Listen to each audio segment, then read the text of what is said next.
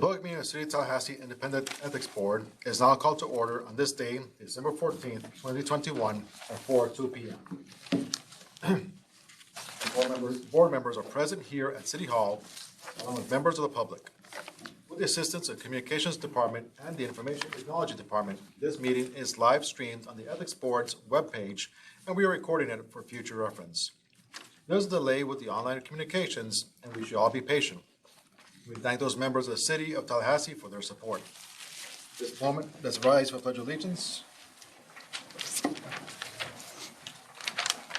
I pledge allegiance to the flag of the United States of America and to the republic for which it stands, one nation, under God, indivisible, with liberty and justice for all.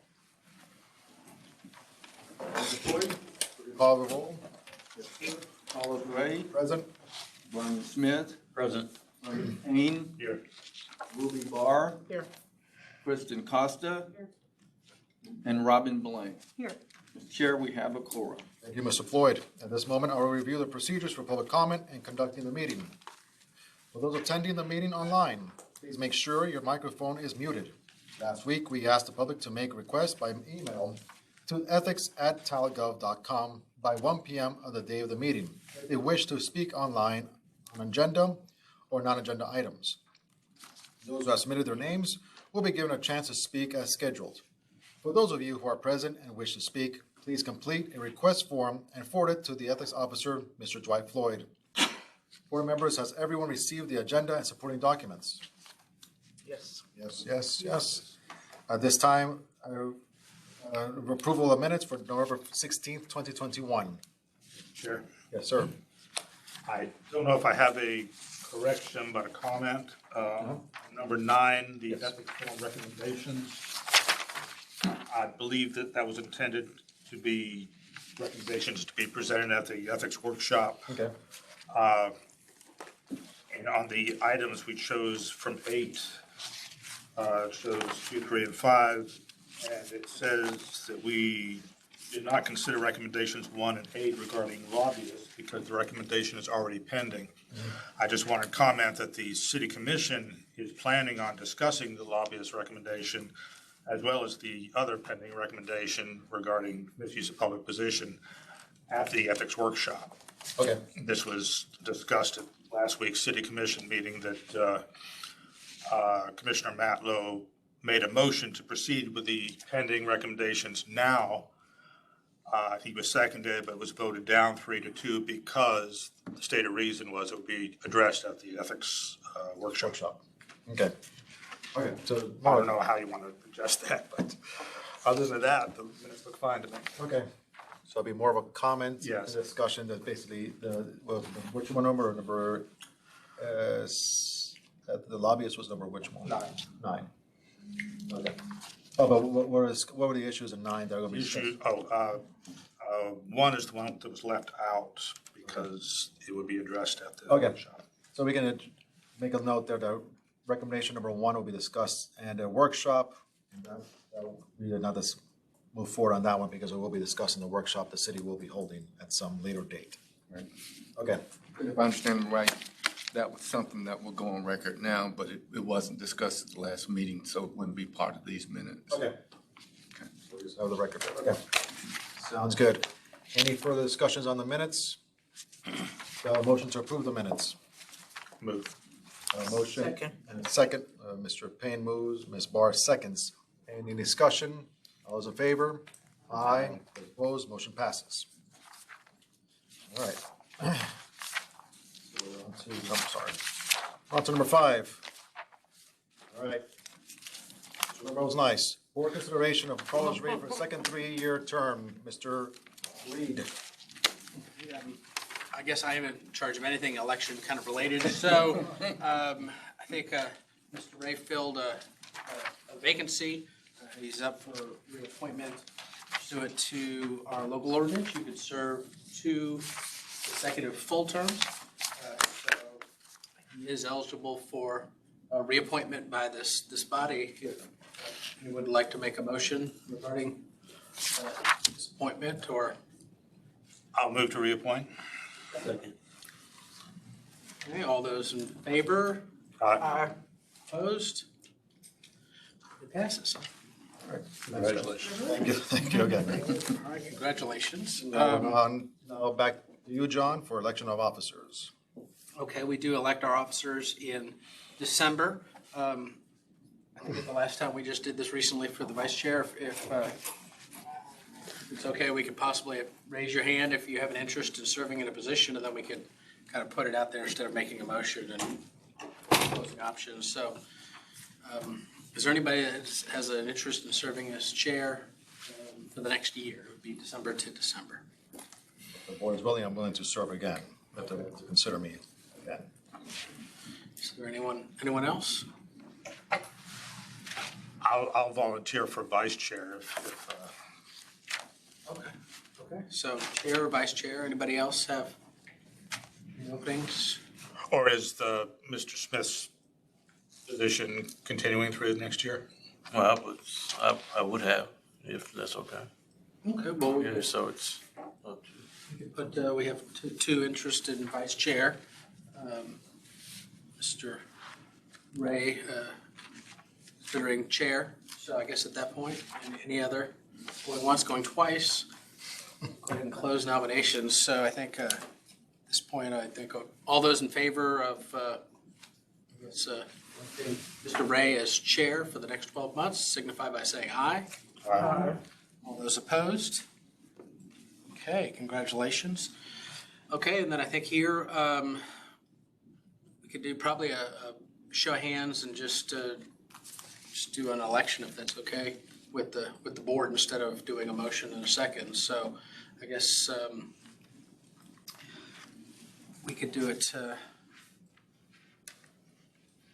alphabetically. All those that would support Mr. Payne for vice chair, I guess raise your hand.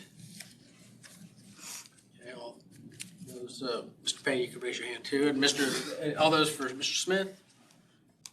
Okay, so. Okay, got it. All right. Okay, so we are. Okay, we got it. So, Mr. Smith, congratulations. Okay. So, thank you. All right, I think my work is done here. Thank you. I'll turn it back over to the chair. That's all right. Thank you, Mr. Reed, for that process. Okay. All right. Moving on to public comment on agenda items. This is the point in the agenda, is an opportunity for the public to share comments and concerns. We have scheduled 3 minutes per speaker. Please adhere to the time allotted. Mr. Floyd, do we have any public comments? I don't see any, Mr. Chair. No public comments. All right. Merry Christmas. Okay, number 8, office report. Mr. Floyd. Thank you, Mr. Chair. This was a shortened duration due to adjusting for the holidays, so we had a week less than we normally have. But nonetheless, even though what you see in this report is a short paragraph, it's been very, very busy, putting reports together, collecting information that this board asked for. I attended a virtual conference, ethics conference, last week. It was a 3-day conference. It wasn't a full 3 days, but it was online, and that went well. I completed training. I continue to train new employees, and then we just got ready for this meeting. I'm also working on training for elected officials and for the staff for next year's required training, because it takes months to put that particular course together. So that's, in a nutshell, what's happened since the last time we gathered. Any questions about how we spend our time? If not, if you look at the budget, there's one item that probably stands out if you really paid attention to it. Legal services, $7,825. That was for 2 months. We got behind and then had to catch up. So that was for a 2-month period. Right? 3 months. 3 months. Calm down. That's 3 months, all right. 3-month period. It was the 2 we're catching up, and then the current month, so it's current again. So that's why you see that big sum. You won't see that next month. Any questions about the budget? Okay, on the monthly issue report, these are cases that you are already aware for, but for public view, I included them in the report. One was email alleging ethics code violation by Commissioner Porter. The complaint alleged Commissioner Porter is romantically or intimately involved with registered lobbyists and campaign consultant. The board did not find legal sufficiency. Now, also with no further record that the person in question is no longer a registered lobbyist with the city. That's how that was handled. The second complaint we received through the mail is ethics code violations in relation to Chief Rebel's speech with Evangelist Graham. The board also found it was not legally sufficient. So a vote, and we have signed off on those findings, and these cases already closed, so you don't have to vote on them. It's just for the purpose of documenting. That's my report. Floyd, any questions for Mr. Floyd on his report? Okay. Moving on to old business. This is the ethics reform recommendations. Yes, thank you. At the last meeting, there were 3 recommendations that the board asked for more information on. We're reporting on 2 of those today. The third one, whistleblower protection, we will discuss at the next meeting. We're still getting information on that, and John and I both will be working on that. Disallow no-bid contracts to create greater transparency and access. First of all, technically, there's no such thing as a no-bid contract. There is none, and there are a list of ways that you can categorize that, from sole source to non-competitive. I provided you with the city's procedural manual on procurement, and it details procedures. I also provided you with, and I had a conversation with one of the managers in procurement, who provided a lot of information, and it kind of refreshed me because it's very similar to state government. And I did a lot of this myself in state government. And depending on the amount, you may be able to go to one source. It just depends on the situation. It may be a situation where it is one source. But the bottom line is that the city itself has extensive rules and procedures for being transparent and fair that are spelled out in the manual if you looked at it. City elected officials have the freedom to act in their own interest, act in the public's interest. I can't believe I stopped that. That was not a Wait a minute. I'll never live that one down. Let me say that one over.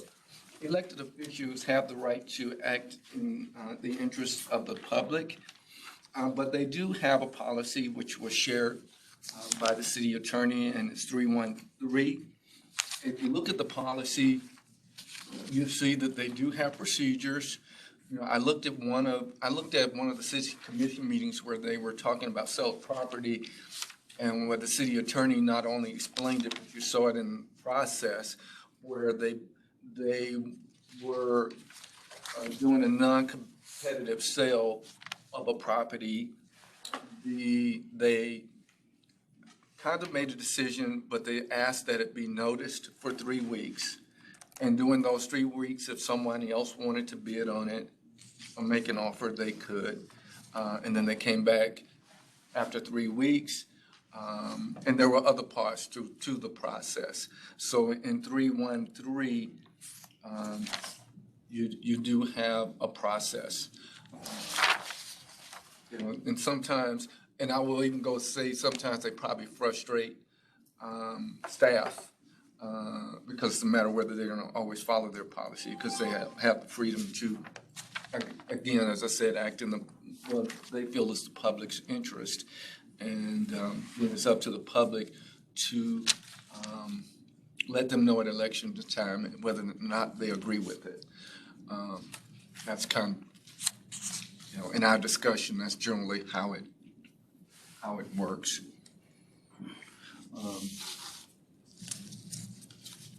So that's what I found on this line, no bid contracts. And like I said, you have the procedural manual where you can look at it yourself. Mr. Floyd, just the way I see it, there is, before the city commission, these votes come before the city commission because recommendations made by staff, correct? So basically, prior to the vote by commissioners, staff has done a report. If it exceeds 100,000, it has to go before the city commission to vote for disposition of surplus property. So it's not it's basically the city accepting or rejecting the recommendations made by the city manager at that point as a result of research done by the city staff. I think that's the ideal. That's the ideal? Yeah, it doesn't always happen. Does it? I think that the more recent one, there was one more recent, for example, where, was it IDs? And I think it's still in the process, but the contract with a vendor, and I think it was stated that the city had, the vendor had gotten with the city, but there was nothing on paper. I don't think there was even a proposal. Okay, so that's a no bid contract for services.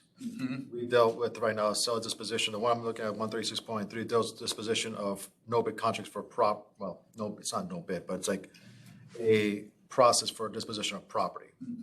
So where is that? Review the disposition of property. Where is it for services?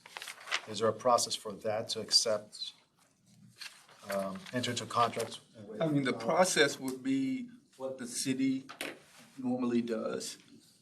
Or I mean, what they normally do for services and what you see in the procurement, but there is no written process that I'm aware of for the city commission. for procurement of services. Right, they generally, like I said, just act what they foresee as acting in the interest of the public. So it doesn't always go down the letter. Mr. Payne? Actually, I believe there is somewhere in here is there a documentation of basically state term contracts where vendors can be listed on state term contracts. Yes, okay. If they're on there. You get a PO, you do basically a PO for that kind of Yeah. services to the state level. Right. And see, that happens at the staff level, but sometimes, I think and I want to make sure I'm representing the citizens' concerns, because sometimes the city commission may act without it going through the staff. And even when I was doing an investigation once, there was one where everybody was frustrated because the person was trying to go straight to the commission without going through staff. And in this case, the city commission sent him back through the staff. But there was another case where he went straight to the city commission and got what he wanted, got money without going through staff. And so, those kinds of things happen. One other example that came up recently with a contract for IT services with the city commission. It was $1 million contract, I believe. So it would have gone to the city commission. Commissioner Matlow objected to going to a sole source for that sort of thing, but the vendor was listed on state term contract. So they allowed that, and I think properly. Okay, yeah, I see that. That's a distinction there. And I see on page 45, dealing with sole source purchases, it deals more with, this is dealing with the services, 44 and 45, right? There's a process there, basically you have to get a justification form. I think that comes down to transparency and kind of more that there is a process in place when decisions are made regarding allocation of resources, and that process is being followed. I would say that's the ideal. Well, Seem- yeah, and the staff you can count on. The staff is gonna do the letter of the law. Yeah. And, city commission may or may not follow that. And from their perspective, they have the right to act within the interest, as long as they're acting in the interest of the public. So the property that I was talking about, it was well above market value, what it was being sold for. And so, and it was one of those things where the property itself wasn't the kind of thing you could normally sell individually. It was other properties that the owner had around that property that made it valuable to that, or made it valuable to that vendor that was trying to purchase it. So there's, things like that that go into their decision making. It's not all, just, we like this person. And I remember the city manager saying that, in the video that I was looking at, he was saying that, we may see a lot more of this, because the city has valuable property. On the other hand, I'm talking to a procurement person and they're saying, well, we even put a $500 piece of property up for bid, even though we knew it wasn't worth it and we didn't have to. So within the city, they go to great lengths to be transparent. And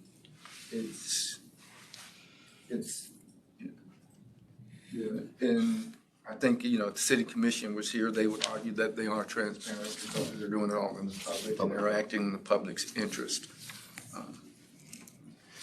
Look at the manual, it seems that there is a clear policy and procedure of how to properly allocate resources when it comes to services and disposition of property. So there's not really much there to recommend as far as changes and improvements that I saw. Correct. And then they get audited by the IG. And the city attorney is also in gives oversight. So there's a lot of oversight at the staff. Or the audit of this, of the Inspector General, who audits the city, not the Inspector General, who audits them? Who's the auditor for them? Nobody. I believe they bring in outside. They bring outside? Okay, so because Inspector General will not audit the decisions of the city commission. No.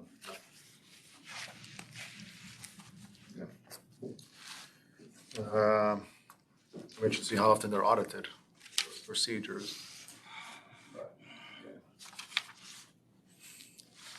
Questions, concerns on this process, which is brought to one of the recommendations as far as addressing this issue of no bid contracts.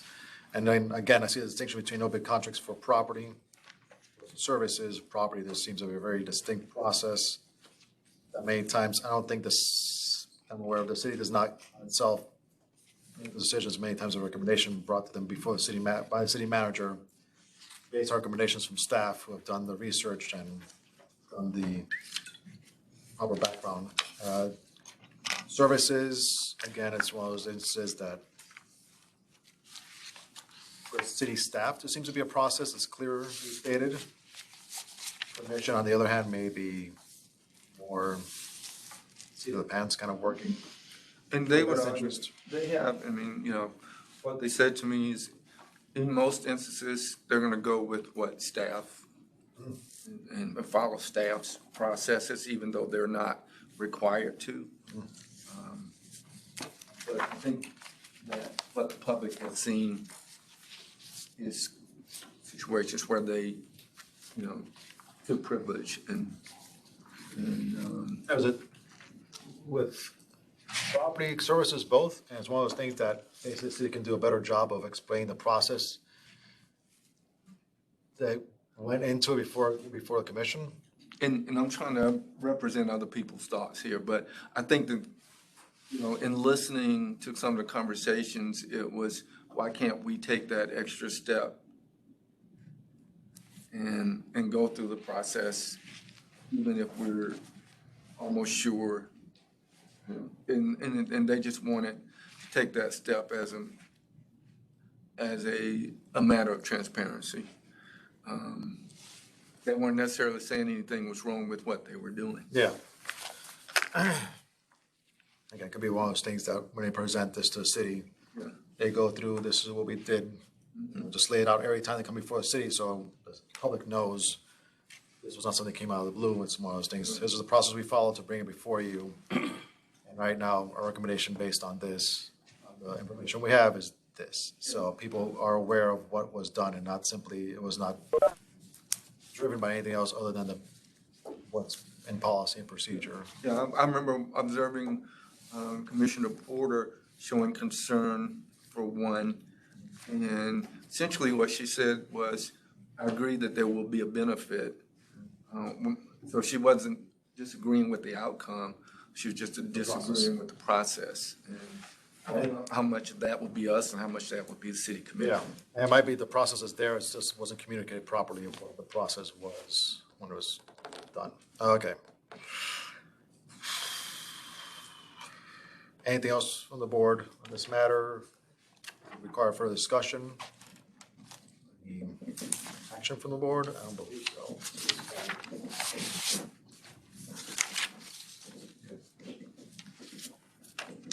All right. Next thing will be the lifetime ban on vendors. Yes. And on this one, again, if you, in the same procedural manual, or 1.4 I didn't highlight, but it talks about ethics in general, but 2.5 is where they address, and they even talk about embezzlement and some of the other crimes. The citizen's concern was that felons who serve time, and they use Scott Maddox as an example, he could serve time and come back and do what and take up where he left off, more or less, if he's not banned permanently. There is not a permanent ban, it's up to 3 years. There is a suspension, but the suspension is part of the debarment process. They may suspend until they get to the debarment process. If I remember correctly, that suspension is counted toward that 3 years. And then they can review it again. But they do address individuals who, with financial crimes and, or who have violated rules, city rules in that policy. That's similar to the state level. I think it's a 5-year ban at state level. Here they do a 3-year ban. I don't know. But this, Ms. Costa. Is it, and if not, I can certainly read it myself if you don't know the answer off the top of your head. Is it 3 years from the violation, or is it 3 years out once they're out of jail? Let's say someone's serving a 5-year jail sentence for committing a financial crime. Have they already met their 3 years? Or would that be 3 years once they're released and now back into business again? I don't know, Mike. From what I read, I would say it's one of those things where if somebody came from prison back, then they would probably look at it then and make a determination whether they will bar them from that point 3 years. Amy, does that make? I actually don't know the answer. I was just trying to see if I could find it. I don't know the answer to that question. I can find out and. So it's 3 years from the disbarment. So basically, it seems that, I mean, they're not gonna disbar Scott Maddox while he's in prison, but they may do it when he gets out. That might be something that we need to clarify. Clarify before that. I'm just trying to think ahead for those Okay. kinds of things. so we just seek more clarification on this one? Sure. Okay. I think, Yeah, I'm gonna ask Amy to help me with that. all right. Yeah, I think we've done some research in our office on it, so I don't know if I shared that, but also the question of whether or not a permanent ban is constitutional or that kind of issue. So I'll talk and I can bring it next week. I'm sorry, I'm not prepared. That's I fine. can't No. find the memo. No problem. So, Great, thank you. So Floyd, anything else on old business? And then the other one was, Mr. Payne? we have an additional item that was Oh, added. sorry. Yes. This is the campaign, no, sorry. No. Yeah, I just wanted to readdress the issue of jurisdiction of the Ethics Board over other agencies. As far as, I believe we left it, Mr. Reed's memo would be presented to the City Commission with a request to clarify the employment status of the agency employees, I believe. I am wanting to, I hate to see that request for action sit there for a while, waiting for somebody to put it on the city agenda. And I think an ideal venue for that would be the ethics workshop to discuss it. I think there is some urgency on it. I was reading the blueprint code of ethics here, and most of it is boilerplate from the Leon County Code of Ethics. But what struck me was on page 2, the section called Interpretation Advisory Opinions. I'll just read this to you. When in doubt as to the applicability and interpretation of the Code of Ethics, any employee may request clarification from the Director of Place.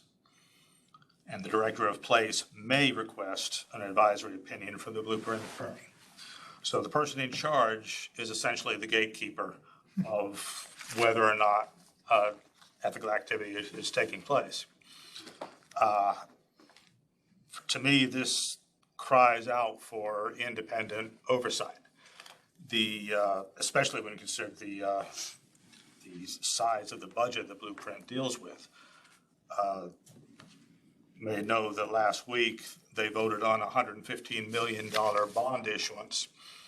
And I know that some of the board members were unclear about some of the details, and they looked for clarification to the Director of Place, the same person.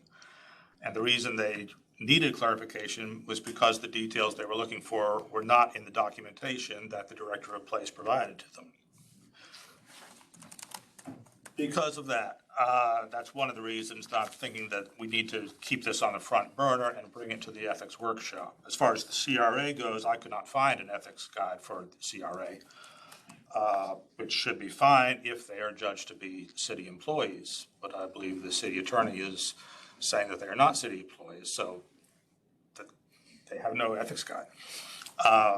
So for these reasons, I'd like to bring it up as an agenda item on the ethics workshop to get it discussed. And that would be a motion for that. Motion, yes, Mr. Flip. Chair, I just want to mention that we actually have that in the letter that you signed. Okay, yes. It said, what? This, It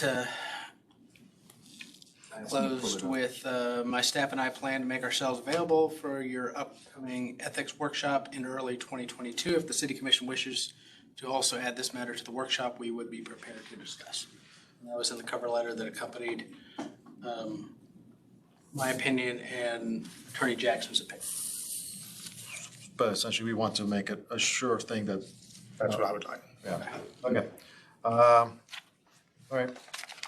I have a motion to request, basically to request the city to make this part of the agenda, right? Because we can't, Yeah, we have to request. we have to request it. We can't sneak it in, but, okay, we have a motion.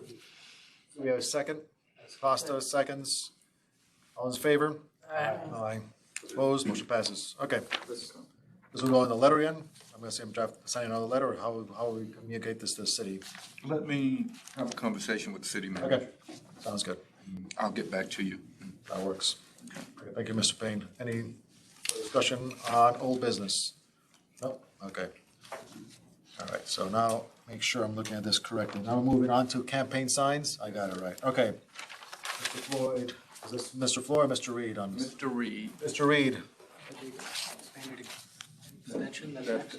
No, campaign signs. Okay, campaign signs, okay. At our last meeting, Mr. Sims, during his public comment, raised the issue about members of the commission are able to display their signs in prominent locations by businesses or entities that are lobbyists, vendors, or lessees, and he raised the issue, or asked the question on whether that would be a violation of the ethics code, and the board directed me to research the issue. In sum, I would say that that would fall outside our scope. It appears to be a campaign finance issue. I did look at the solicitation or acceptance of gifts. The location of a sign and a nice property is something of value. Would that constitute a gift? So if you look at the ordinance on solicitation or acceptance of gift, it says no covered individual. So we are talking about the city commissioners who are public officials under our definitions, so they would clearly be covered by that ban. They may not accept or solicit a gift. And if you see in the memo, I highlighted the word gift, because next we would then want to, I'll go to the covered individual to show that we're talking about the right people. And then I went to what is a gift, and we discussed at our prior meeting. We did not define gift in the ordinance, but instead referred to the state statute. And the state statute has numerous exceptions to what a gift is, and one is a campaign contribution. So I have opined that this is something of value being given to the campaign, like a campaign check would be. They would be bound to restrictions, but I didn't look into that issue. I essentially said this is an issue for the Florida Elections Commission, and they could look into that matter.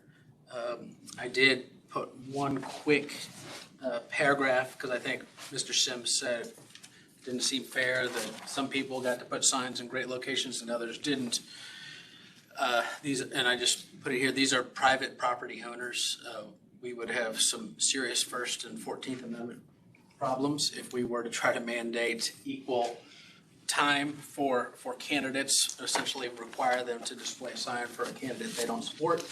So I did address that issue in the conclusion. So that's all I have. Any questions from the board on that matter? Mr. Payne? Just a comment. I understand that it's outside the scope of the ethics board, but Mr. Floyd is regularly fielding complaints that things that are outside of our jurisdiction, and he goes out of his way to refer people to the appropriate parties if they want to redirect their complaints, whether it's law enforcement or HR or whatever it may be. This particular issue, I think it's not a First Amendment issue at all, but it's an issue of the campaign contribution limits. If you look, some of the entities that Mr. Sims was asking about especially, they regularly contribute the maximum amount allowed by law. And in fact, if you track the records on the supervisor of elections site, a number of them were contributing the maximum amount when it was $250, and then as soon as the governor and the legislature made that local option illegal, the limit went back to 1,000, and those same entities contributed up to that maximum. Some of those are bundled so that multiple affiliates of a company each contribute $1,000, and all that's legal. But if there is a monetary value to the providing real estate for these campaign signs, that an argument could be made that they're going over the limit of campaign contributions. And that, again, would be an issue for the Elections Commission, but it might be something that you could refer complaints to.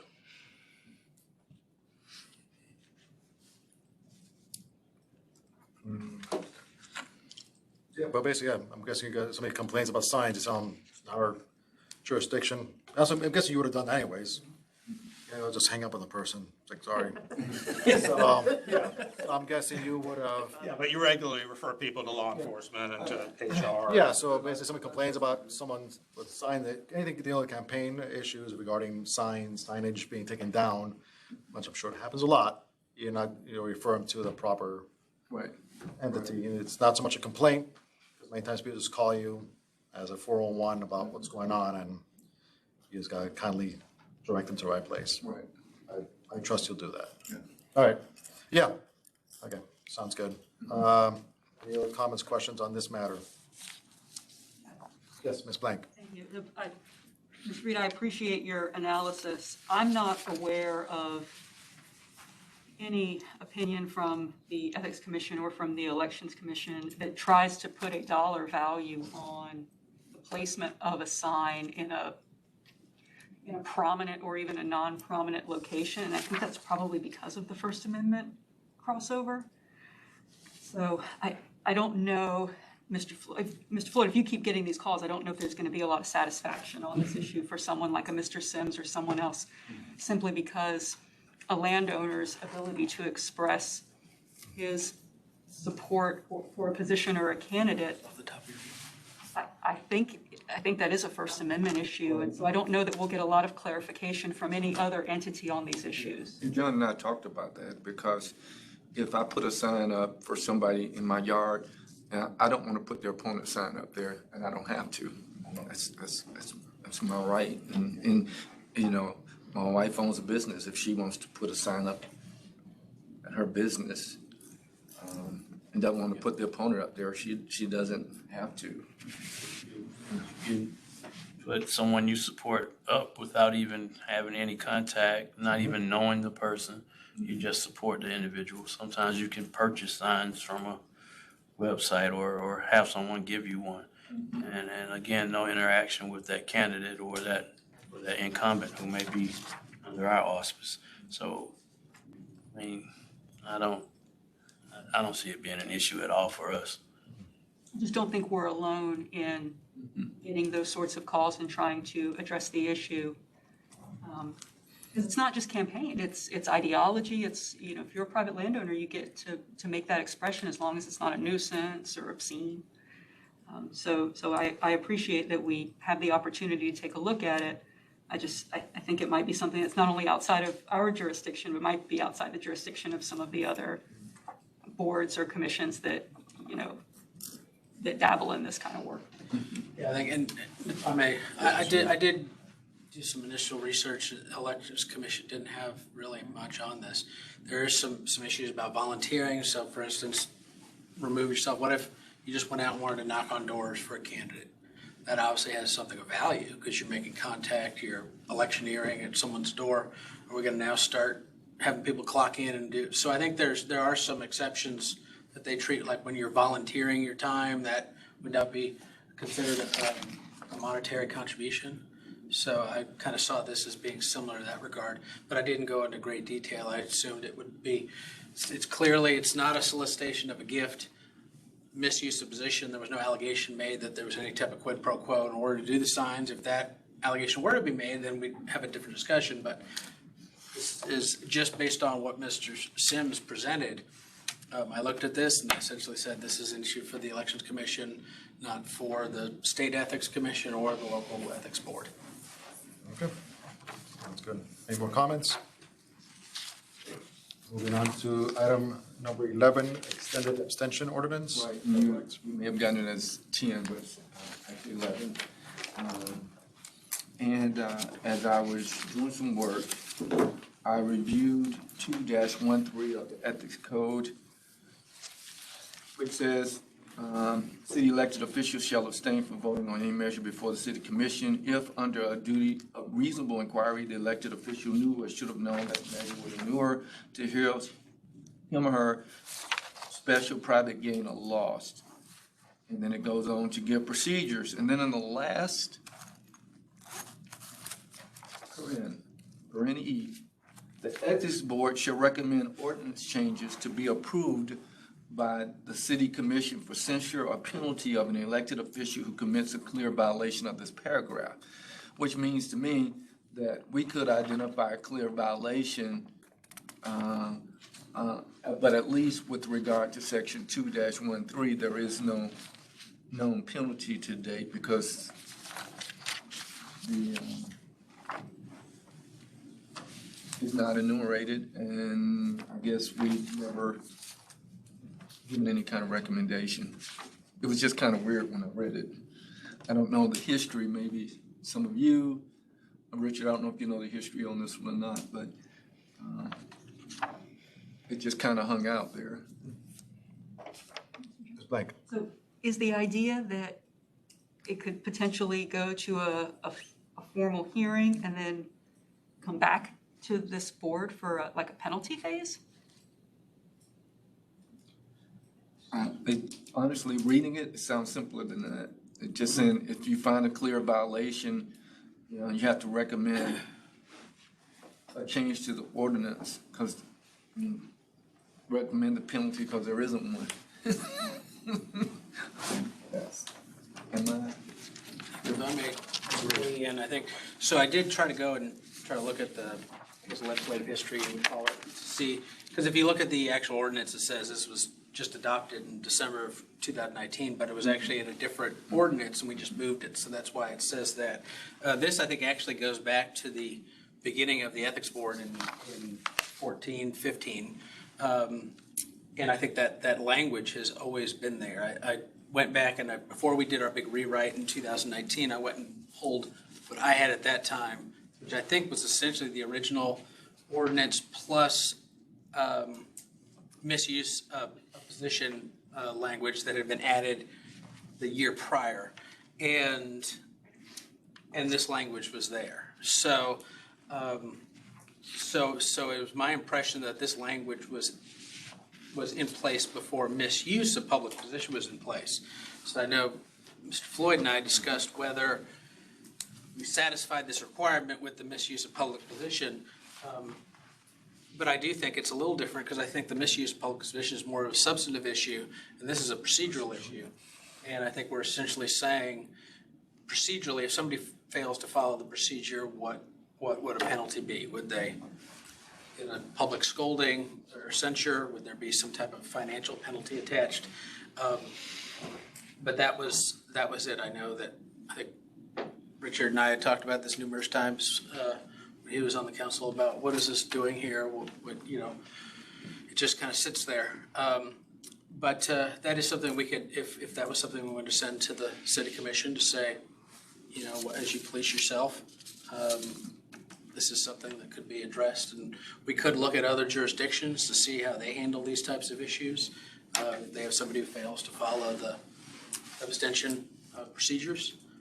But that's pretty much, that's essentially, I think, that's kind of what we discussed. Basically, you're seeking you approve looking into penalties for violating 213 and make those recommendations to the city for consideration. Okay. Yeah, because we don't want to wait until something happens and then we don't know what to do. Right now, it would just be independent of anything. It's just be correcting what's there. I'll recognize Mr. Herring, his insight on this matter. Just a moment of history. Remember the city created a study commission to look at the issue of ethics. This is before the city charter was amended. And they were doing a bunch of, so this dates back to then when the city was going to have the board under its control, just like any other city board. And they were adopting stuff like this. So this board has not failed to act on this because in my view, the city commission can't tell this board, which is now under the charter independent, to do something. So this is before the board was made independent of the city through the charter amendment. This was a duty that the city assigned to the board when it was going to be a dependent board, and it has simply stayed there. So if you do it, I think you're doing it out of the goodness of your hearts, but you have not, in my view, you have not failed to do something that was assigned to you, just to be clear. Right. Thank you, Mr. Herring. Yeah. And my concern was just, I'm looking at misuse over here and I'm looking at this over there. And to somebody who doesn't know that history, maybe if we use misuse to deal with 2-13, then it almost looks like we're trying to do a workaround. So rather than given that appearance, I was just saying it might be good to fix it. Okay. Ms. Blank? Is it correct that Is the city, I'm sorry, I was reading it wrong. I thought it was like each time there is a censure or a penalty, that would be done by ordinance, but they're, okay, I got it. I didn't, No, I read it that way in the beginning. well, thank you. But this is helpful. I got it now, thank you. Ms. Barr. Okay, I'm confused now. Does this have any bearing on that Matlow situation at all?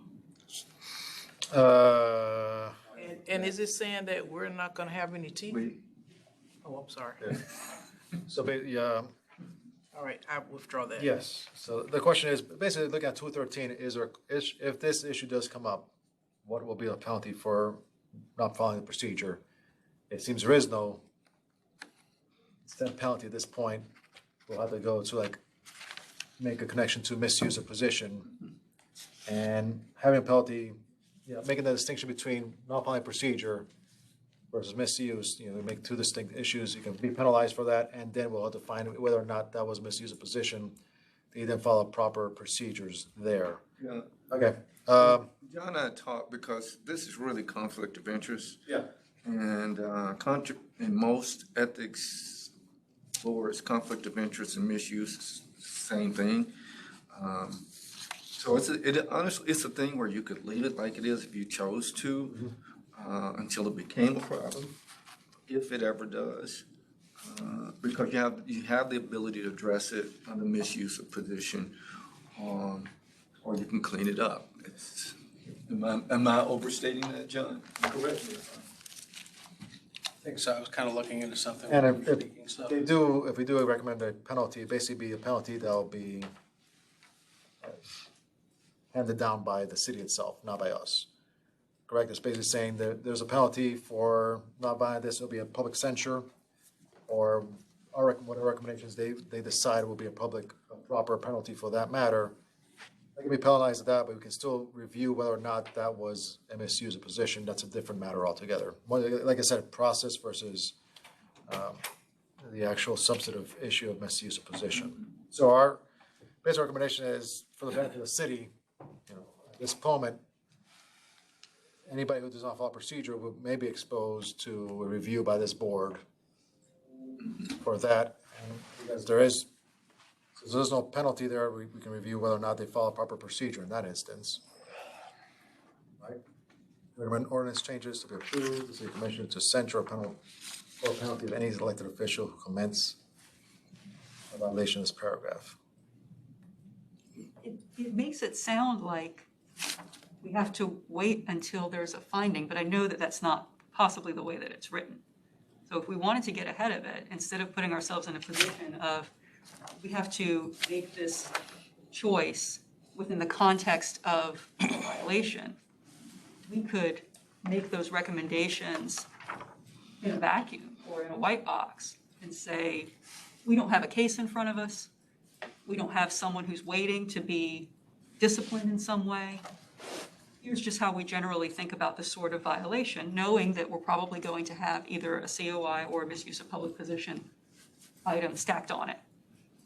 So my preference would be to try to get ahead of it, because otherwise we're subject to argument that we're doing this because it favors or disfavors the person who's actually sitting in the hot seat at that time.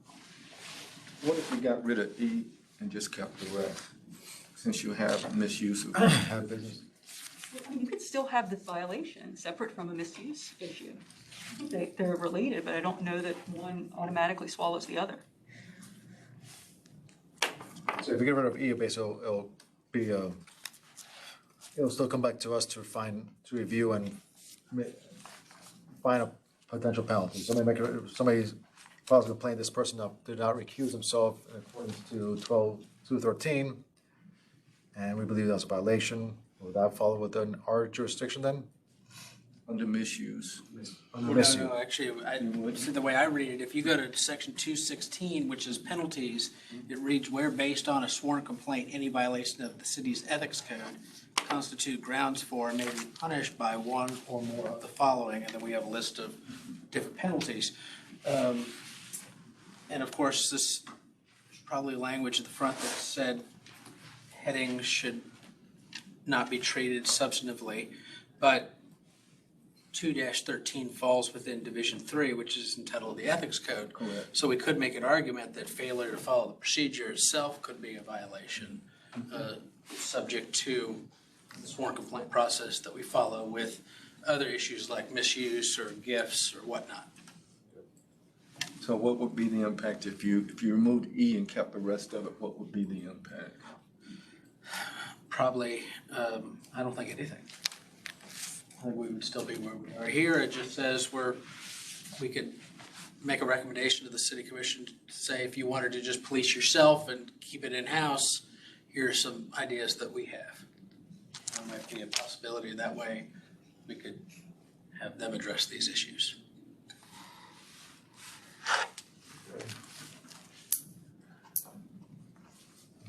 For discussion, questions? What will be our recommendation to be made in this instance? It says recommends the board and no penalties. The recommendation to remove E, the recommendation to have the city define.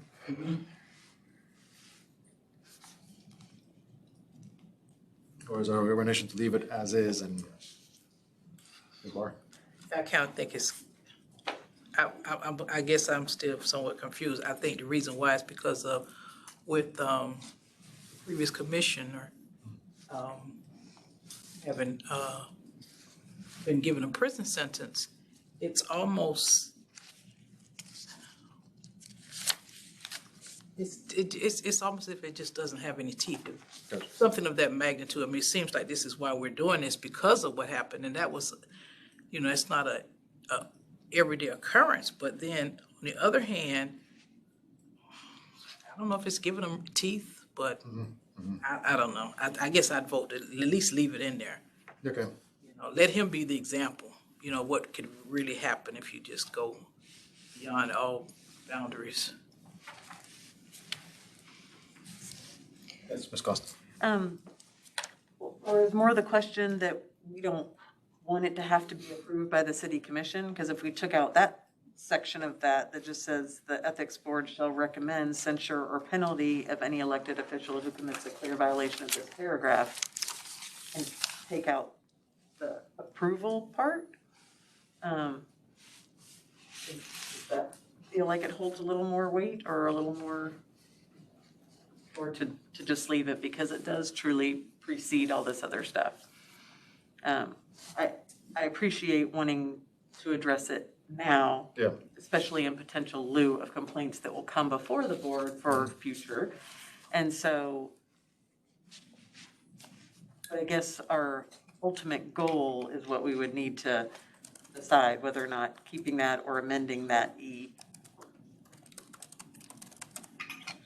I think I have one other, it's just, my brain is not shutting down. It makes me wonder what happened or what could have happened with the situation with Maddox. And I think about, like, with us lawyers, for a lot of us, judges can file a complaint against us with the Florida Bar. So there is that entity, they can really do something and really have an impact. So it's, yeah, I guess what it is, I almost think we may need to table this and discuss this a little further, think it out a little further, because we really, there should be something substantive in place.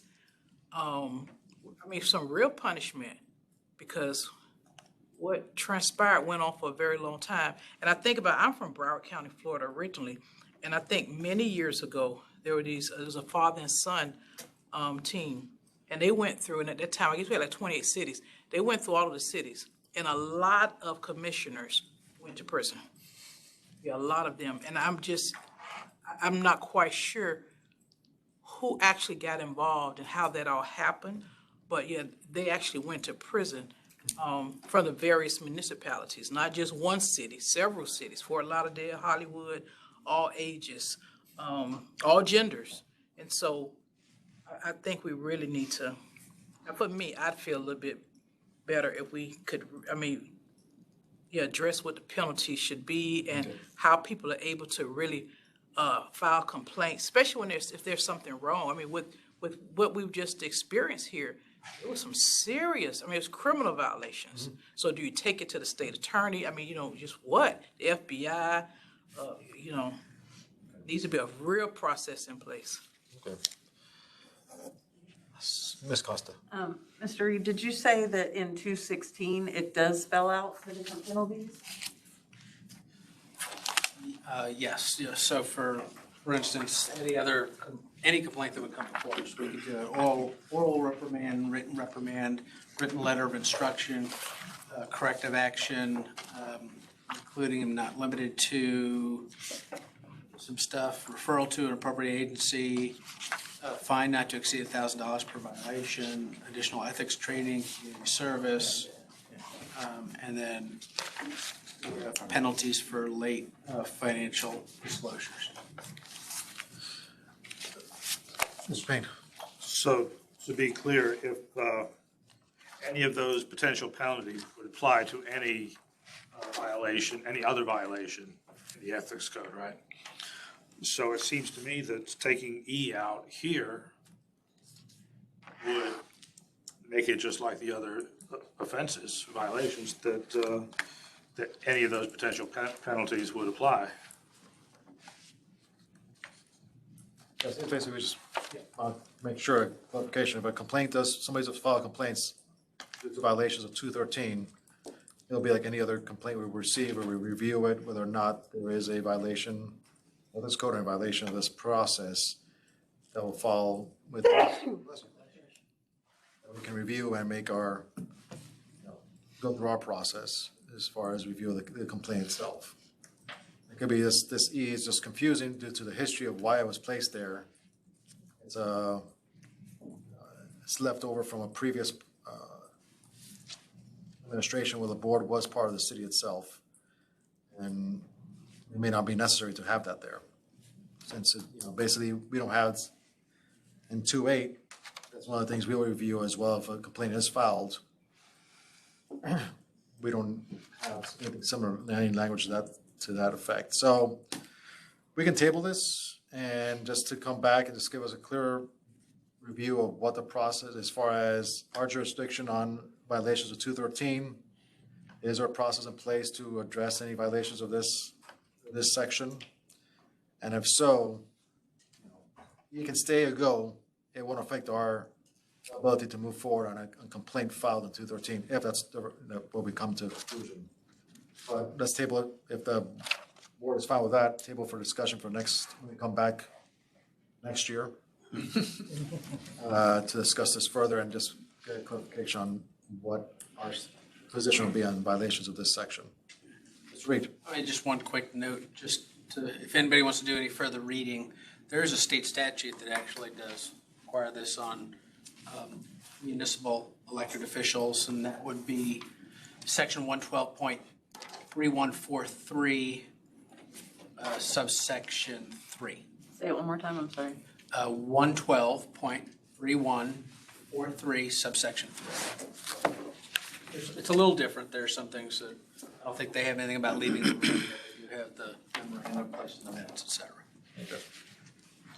Sounds good. Thank you, Mr. Reed. Any further discussion on this item? So you want John to come back with an answer next time? Yeah, of course. I just had one more thing. The subsection E talks about censure, and I don't know that we have that authority under 216. Maybe that's only something the commission can do. But I would like to know whether we can censure people, or whether that is something that specifically belongs to the commission, and maybe that's a reason that E is a little different than what we have in 216. I don't know. I don't either. My assumption is that we cannot censure. It seems to be something that the body would do to itself, but I could look into that as well. That might be a reason that E might be its own thing. I don't really know. But thank you. I'd like to know a little more about that. Any further questions, discussions on this item? Once, twice, moving on to public comments on non-agenda items. Any public comments? No public comments? All right. They said happy holidays. Member discussion regarding items for future meetings. We got whistleblower protection and advisory opinion. Yeah, those two we know we will have. All right. Give them the advisory opinion. Any directives from, We'll have the advisory opinion. all right, all right. And any directives other than have a happy holidays, be safe, and see you next year? Mr. Payne moves, we adjourn, Ms. Costa seconds. All in favor? Aye. Aye.